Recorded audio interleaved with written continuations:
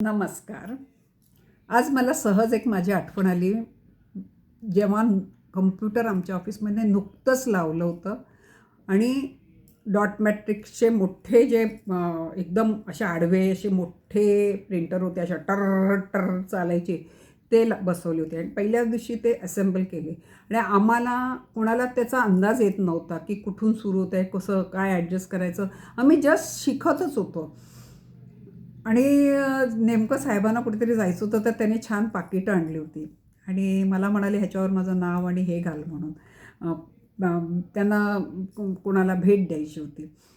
मी म्हटलं साहेबांना की साहेब मी एका कागदावर करून ह्याला चिटकवू का, कारण अजून आम्हाला व्यवस्थित त्याचं अंदाज आलेला नाही की कुठे कुठे ते थांबतं आणि कुठून सुरुवात होतं.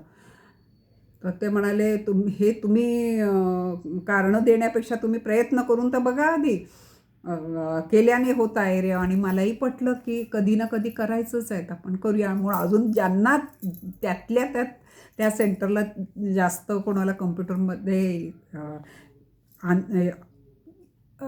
इंटरेस्ट होता, अशा लोकांना मी बोलून आणलं आणि मी सांगितलं असं असं करायचं आहे. तर सगळ्यांचं हेच मत होतं की आपण एक कागदाच्या तुकड्यावर करून कापून लावणंच योग्य आहे, आपल्याला जमत नाही आहे. पण आता साहेबांनी म्हटलं आणि तुम्हाला जमलंच पाहिजे, केल्याने होत आहे रे वगैरे ऐकवल्यावर प्रयत्न केला आणि त्यातल्या त्यात जमलं आणि आनंदाने मी ते घेऊन, म्हणजे समाधानी नव्हते पण जमलं म्हणून मी ते ते पाकीट नेलं. साहेब थोडंसं स्लाईट रॉंग होतं. साहेबांनी बघितलं काय हे अजून व्यवस्थित करा आणि असा फॉन्ट करा, असा करा, असं करून त्यांनी ते चक्क फाडून टाकलं आणि दुसरं पाकीट दिलं. दुसऱ्या पाकिटापासून जे त्यांनी नंतर मला वाटतं 4 पाकिटं, म्हणजे एकूण टोटल 5 पाकिटं मी त्यांची खराब केली असतील. दुसऱ्या पाकिटापासून वेगवेगळेच प्रॉब्लेम यायला लागले. कधी काय पाकिट सोडूनच त्याचा जो रॉड होता त्या रॉडवरच प्रिंट यायचं, कधी एकदम वरच्या टॉपला, कधी काय, असा काहीतरी विचित्र प्रकार झाला आणि माझ्याकडून 5 पाकिटं खराब झाली. मी साहेबांकडे गेले आणि साहेबांना सांगितलं, साहेब माझ्याने आता काही खरंच जमत नाही आहे, मी तुम्हाला एका कागदावर करून देते किंवा मी माझ्या आता पाकिटाची, आणि मी एवढंही सांगितलं की मी पाकिटं भरूनही देते. इतकं मला रडायला आलं. म्हणजे मला माझ्या कॉन्शियसला वाटत होतं की साहेब पाकिटं देत आहेत आणि त्यांनी खाजगीतून स्वतःतून चांगली पाकिटं महागडी आणली होती आणि मी ती खराब करते. तर पण मला ह्या आठवणीतून मला ही आठवण का आली, तर राहुल गांधी 50-90 हे हरला तरी त्याला ही गिल्टी येत नाही, ह्याच्याबद्दल मला वाटतं. ही गिल्टी आली माझ्यामध्ये म्हणून मी काहीतरी शिकावं म्हणून खूप जास्त प्रयत्न केला. आणि मी खरं तर त्या दिवशी अगदी मनातून विचारच करत होते की आता आपल्याला जमणारच नाही, कारण त्यावेळेला अजून एक प्रकार झाला माझ्याकडून. मी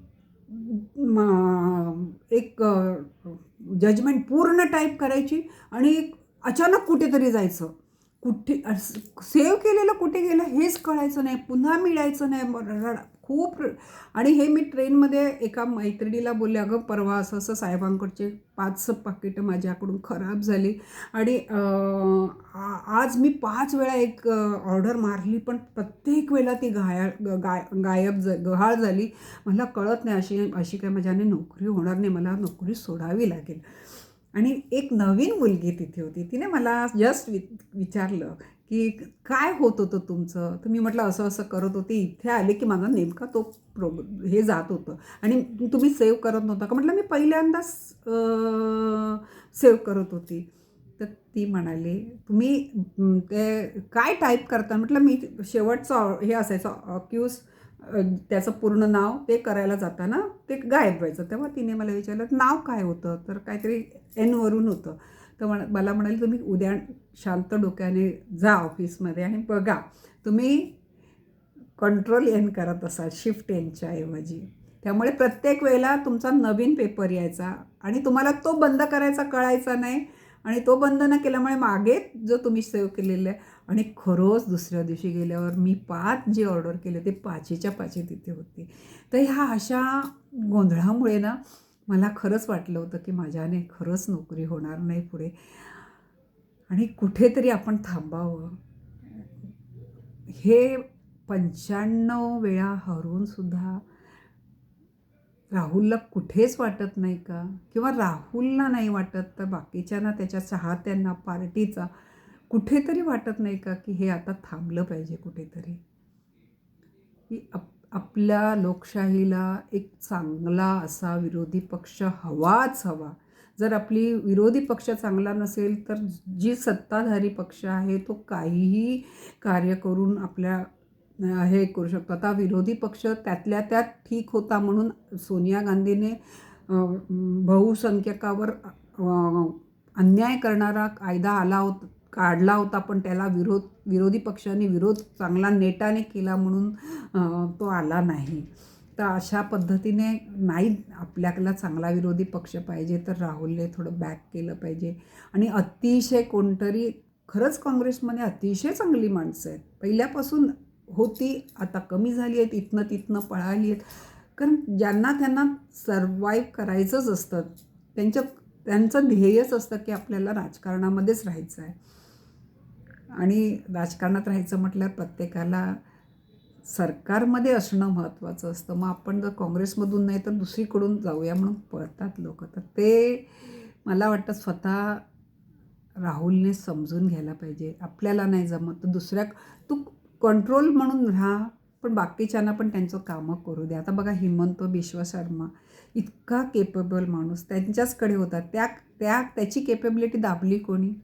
राहुलने दाबली ना. ती नसती दाबली तर तिथेच राहून त्याने काम केलं असतं. आज त्यांच्याच हातात असतं आसाम काँग्रेसच्या. कोणामुळे झालं? तर मला असं वाटतं की खरंच अतिशय आपल्याला जिथे झेपत नाही असं वाटतं ना, तिथे थांबलं पाहिजे त्याने. अतिशय लाथ मारेपर्यंत आपण राहू नये. आणि तेवढ्या चुका आपल्याकडे होतात तर आपणच आपल्या चुका समजून आपण देशाचं नुकसान करतो आहे असं मला वाटतं. आम्ही जरी सरकारी नोकरीमध्ये असेल तरी मला असं वाटायचं की मी जर एवढा पगार घेऊन तर मी काम नीट नसेल करत तर आपण सरकार म्हणजे आपल्या कामाचं पब्लिकला त्रास देतो आहे, हे कुठेतरी राहुलला नसेल वाटत किंवा त्या काँग्रेसच्या लोकांना नसेल वाटत, तर हे फार चुकीचं आहे. आपल्याला सक्षम असा विरोधी पक्ष हवाच हवा. आणि हा विषय पटला पाहिजे म्हणून मी माझी स्वतःची झालेली चूक आणि त्याच्यातून मी शिकत गेलेलं म्हणजे कम्प्युटरचं शिक्षण माझं पण त्याला वय झाल्यावरच कम्प्युटर आमच्या ऑफिसमध्ये खूप उशिरा आला, पण शिकावंच लागलं. नोकरी करायची आहे तर पूर्ण शिकलं पाहिजे. सतत कोणाची तरी नवीन माणसाची मदत घ्यायची आणि करत करत मी ती नोकरी केली पूर्ण. जी सक्षमता पूर्वी होती नोकरी लागल्या ती नंतर राहिली नव्हती. आणि केमो नंतर तर बिलकुल माझ्या डोक्यामध्ये पहिल्यासारखं जायचं नाही. पहिल्यांदा एकदा कोणी काय सांगितलं की डोक्यात बसायचं, ते 4-4 वेळेला मी चुका करायची, पण करत करत शिकले. तसंच थोडंसं मला वाटतं राहुलने स्वतःच्या चुकातून शिकायला पाहिजे, नाही तर त्यातून लाभ व्हायला पाहिजे. तुम्हाला काय वाटतं नक्की सांगा. तुम्ही माझं ऐकता त्याबद्दल मी खूप आभारी आहे.